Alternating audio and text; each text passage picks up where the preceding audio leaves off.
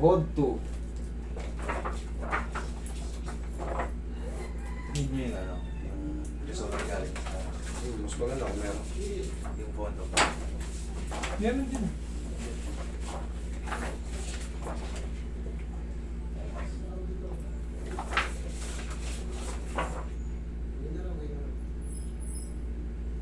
Dumikit.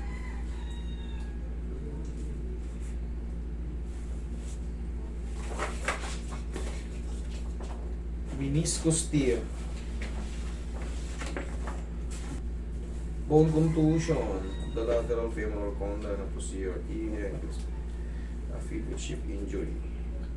Moderate joint effusion. Complete anterior cruciate. Oh. Complete ACL. Grade 1 medial and lateral radial ligaments. Complex. Posterior medial meniscus. Proximal leg muscle strain. Complex tear body and posterior. Medial meniscus. Okay. Complete ka na, sir. Putol na yung ano mo. Kailan ka ba nadali? Ano yun eh, November 10.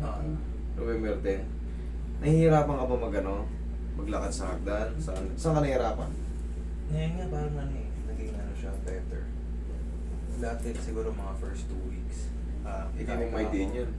Kasi pag napunit, napunit ko na ng force niya. nalalagyan mo na ng force. So ngayon, ano nagiging problem natin? Okay na pala eh. Nag-heal na pala eh. Ano, pagbaba. Pagbaba sa hagdan, wala kang force. Tapos, hindi ko na siya may tiklop ng, yung parang Maigi. dati, parang level ganyan. Hindi mo may flex ng maayos. Saka, Okay. Ang nangyari kasi sa kanya, complete na siya. Complete na yung ACL, yung anterior cruciate ligaments. Yun yung sinatawag na ACL. Tapos meron siyang medial meniscus tear din. Tapos yung posterior horn. Anterior, posterior. Sa likod yung posterior. Nagkaroon din ng... Ay, grabe ang pagbagsak mo. Basketball kasi. Yung ACL kasi, mas manipis yun sa lahat. Kaya yun talaga nagkakaroon talaga ng mas mabilis. Kumbaga prone siya sa tear o sa ano na. Gano'n ka, ano ba? Gumanon ba yung paa mo? Ano paano, ano? pabaliktad. Pag ano, papasok? Pag ano. Okay. Mga ilang buwan na? 1 month. Siga ka dyan. Normal pa yan, makakaramdam ka pa ng ano. Pero pag na-align na kasi yan, yung bone contusion kasi natin tawag, or tapos mild joint, higa ka dyan. Contusion, effusion, ibig sabihin nagtatama yung, Nagdidikit-dikit. nagdidikit yung tibial niya tsaka yung femoral niya sa medial kasi napunit din yung tinatawag na meniscus, yung meniscus tibial plateau sa medial niya. Dalawa kasi yan, yung lateral tsaka medial. Dito siya sa medial, dito. Diyan ang mas na-damage based dun sa result. Tapos yung posterior horn, siyempre marami yan. Sa harap anterior, sa likod yung posterior. Doon ang na ano. Kaya pag kino-compress mo na, ay pag pino-fold mo ng ganon, may nagkikreate ng tension dun sa ano. Yun yung ano. Gusto nga agad ng doktor, paano siya? Eto, hindi. Kasi complete ka eh. Pero yan, pagka nabago yung position yan, tignan mo yung difference. Hindi ka makadiin sa ano, sa pababa, tignan mo. Believe me, magbabago yung ano mo. Kung mapapansin mo, Masakit ba yan, master? hindi. Eh, ganyan na siya. Medyo lutang. Dito masakit, magugulat lang to. Tok. Ganun lang. Ang masakit, tandaan nyo, ang pinakamasakit talaga yung tinatawag na adhesive capsulitis or yung frozen shoulder, yung super frozen. Yun ang mga masakit dito. Plantar fasciitis. Pero saglitan na naman yun. Heel spar bone, yan ang masakit na adjustment. Tapos yung magang-magang tuhod. Ito naman, hindi naman tumaga eh. Ano lang to eh. Kumbaga siyempre, multiple yung na-damage na ligaments. Kaya hindi niya maidiin. Siyempre sa loob, pag sinabing joint contusion, ay bone contusion, siyempre buto sa buto, tsaka yung effusion, naggaganunan. Kiskisan. Eh siyempre, meron tayong tinatawag na MCL, LCL, PCL, ACL. Makokompresyon pag tinama. Ngayon, parang mawawalan ka ng lakas sa tuhod. Parang pinalo sa... Pag dominion, pag nagkikita yung mga ano na yun. Dahil yun sa pagkapunit naman ng meniscus. Kasi ang meniscus, ang nagbabalance ng allowance sa tuhod natin. Pag napunit yun, automatic magbabago yung posisyon ng tuhod mo. May mga mahahatak at may mga madidinang ligaments. Kaya. Hindi na masakit to eh. Kaya. Hindi naman na magay.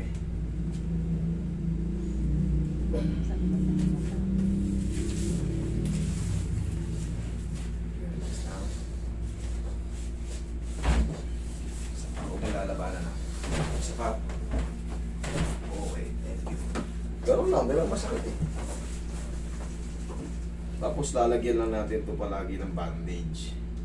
Once na mas maganda bibili kayo no, yung may strap, tapos yung may butas.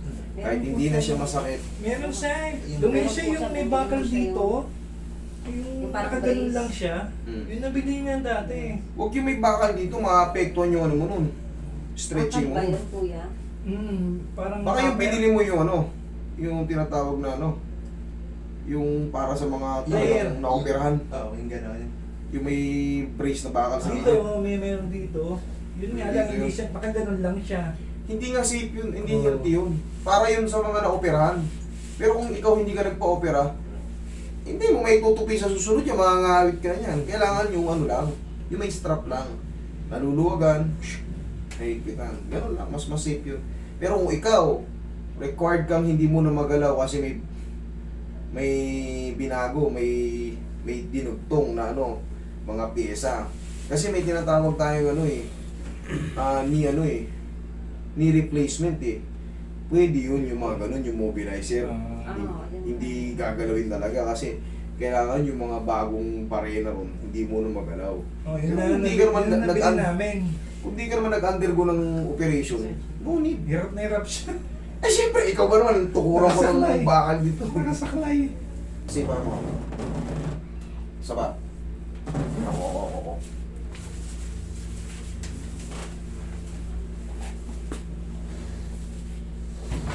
Okay. Bandage, Roy. Basta kahit hindi masakit, lagyan mo nito pansamantala para mag-establish yung position nang walang sakit. Pero kung ano, baguhin pa natin to kung may sakit pa. Testing natin doon sa hagdan. Basta nanggaling na kayo sa injury. Pero ito talaga, ano to, bugbog sarado to. Ang daming tama nito. Paano po kung Posterior ayaw anterior. niyang magpa-opera? Paano kung ayaw niya? Ang mali, makakaano naman siya eh, makakapaglaro naman siya ng basketball. Pero hindi na katulad before. Once na ano, emotional damage yun, yung ACL. Sa court palagi maririnig yan. Para na ACL ako. Sobrang sakit nun. Eh, putol eh. Putol, complete eh. Pero yan naman, kahit hindi mo po opera yan, yung mga normal na ano, hindi ka lang pwedeng maglaro ng ano, yung sagara na, yung kagaya na ginagawa natin before. Yun ang mawawala sa'yo. Kasi, nakakonect na sa isip mo to. Baka matula ka, naramdaman mo yung sakit before. Yun ang yun ang trauma natin eh.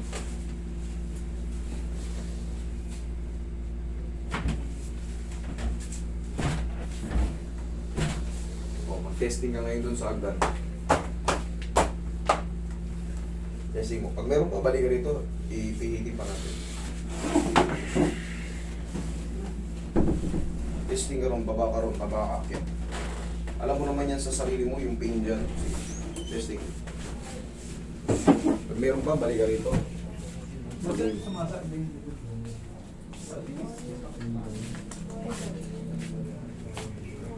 On my nine dot password like that. But on the nine dot.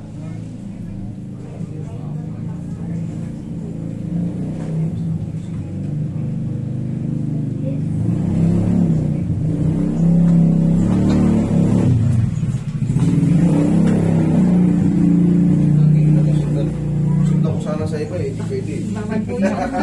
Bawal po. Joke lang. Tayo dyan. Bar pa rito nga, ano, parang... Ba? Ha? Sige. Higa ka dyan. Higa ka dyan. Yun yung sasabi ko. I-testingin natin yan para malaman natin kung meron pa o wala na. O, higa ka ulit yan. Babaguhin ulit natin. Meron pa, isasabay na natin yung back mo. Meron ka pala sa back eh. Ibig sabihin niya, kulang pa sa adjust. Kaya natin tinetesting para malaman natin kung nagbago or ano. Ito meron pang tingling. Parang ano. Sensation, parang Okay. gumagana pagka sobrang bilis. Sige. Tagilid ka muna. Ay, kaya mo lang muna na mag-rest. Baka kailangan lang natin ano, unahin natin itong back mo. Balikan natin yun.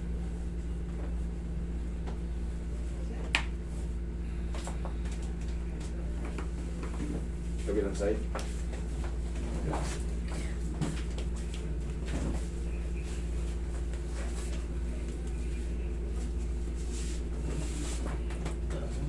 Grabe. Tapa.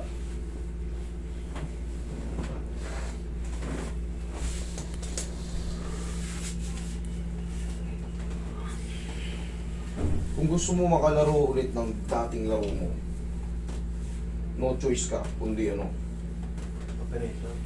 correct, i-connect yan. ACL mo, tugtungan ng ibang ligament siya. Pero kung ayaw mo lang maglaro ng ano, yan naman, hindi naman masakit yan. Kumbaga, mababawasan ka lang kasi magkakaroon ka rin ng trauma eh. Oo, siyempre, alahanin mo. Baka masahod ako.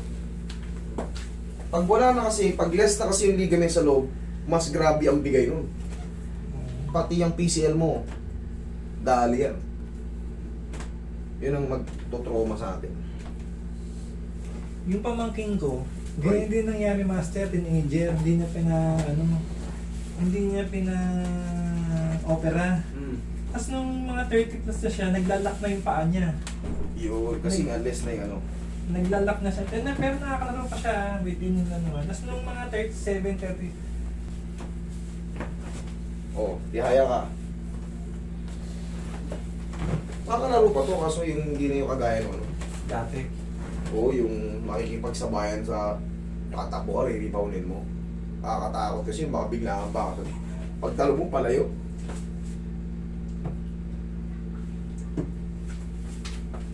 Buti na nga lang kanan, kasi kalawet siya eh. Kanan yung lang sa kanya. Nakakalaro pa to, ano lang to, lalagyan lang to na ano. 3 buwan, kumbaga, rehabilitation mo sa sarili mo, kumbaga, maghihilom na yung mga ano dito. Wala, nasa court ka na naman ito. Pwede kang maglaro. Huwag mo lang iisipin yun na ACL ka na. Kasi pag inisip mo yun, ito yung tissue. Bata ka pa naman, yung mga nasa ano pa lang. Ilan taon ba? 25? 22? 27. Ay, 27. Alay. Ano yan? Kaya mo na yan. Kailangan ganyanin mo rin yung araw-araw na. Para... Oh, yun naman kailangan na to. Ganyan no, pag hindi masakit. Kaya pa? Oh, yan, baba ko pa. Kaya pa? Medyo sumasakit. Pag sinasagat natin. Okay. Dahil yun sa ano, sa napunit sa loob. Pero yan, normal na ano, sige. Lakad ka. Testing mo na sa may ano. Testing ka na sa ano. Sa hagdan.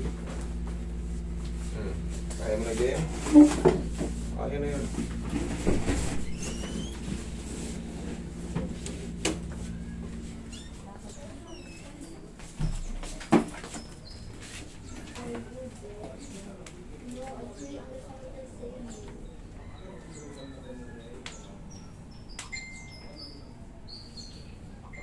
What word is the smart classmate yourself that is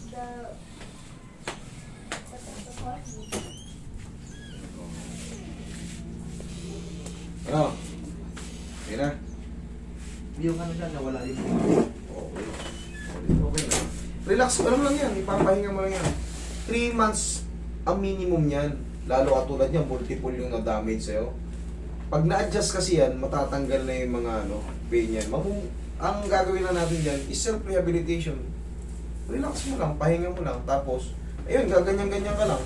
Parang pinaka-exercise mo sa sarili mo. Oh, yun, tama na. Ganun lang. Tapos, saplusan mo lang ng pau, alagaan mo lang ng ano, para sa mga kinikreate na spasm, kasi meron kasing nadamage. Once kasi may ligaments tayo napunit, siyempre, may sugat yan sa loob. Well, magkikreate yan ng mga spasm sa muscle. So, para mawala yung spasm, haplos lang ng pagmamahal. Sarili mo haplos lang, gamitin mo lang ng pagmamahal mo ng pau. Okay? Tapos lagyan natin ulit na ano, para manatili muna siya. Wala na yung tingling, di ba? Kaya ka. Bibili ka ng ano, bibili ka lang ng ano, Hindi na.